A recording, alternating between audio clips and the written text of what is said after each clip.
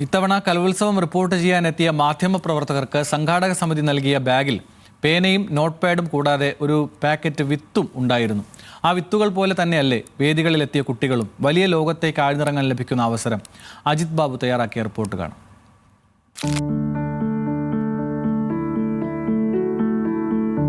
ഈ വിത്തുകൾ മുളയ്ക്കാനിടുന്നത് പോലെയാണ് ഓരോ കലോത്സവവും.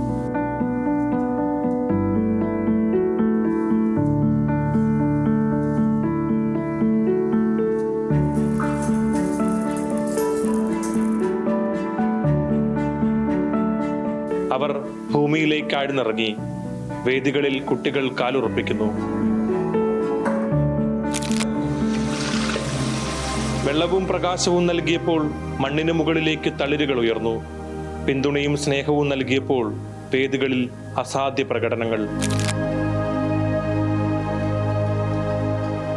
വേദികൾ മണ്ണിനടിയിൽ കൂടുതൽ കരുത്തരായി. കുട്ടികൾ മത്സരത്തിലൂടെ വിശാലമായ കലയുടെ തെളിച്ചമറിഞ്ഞു.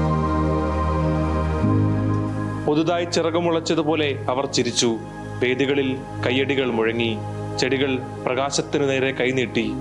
വളരേണ്ട വഴി ഏതാണെന്ന് ഇലകൾ തിരിച്ചറിഞ്ഞു. മുഖങ്ങൾ സ്വർണം പോലെ തിളങ്ങി. ചെടികളിൽ ചിലത് കൂടുതൽ തലയുയർത്തി. പക്ഷേ ഓട്ടം തുടങ്ങിയതേയുള്ളൂ. ജീവിതത്തിന്റെ പുതുനാമ്പുകൾ പ്രതീക്ഷയോടെ എല്ലാവരെയും വിളിക്കുന്നു. ലോകം പറയുന്നു, ആരും പരാജയപ്പെട്ടിട്ടില്ല. ന്യൂസ് മലയാളം, തൃശൂർ.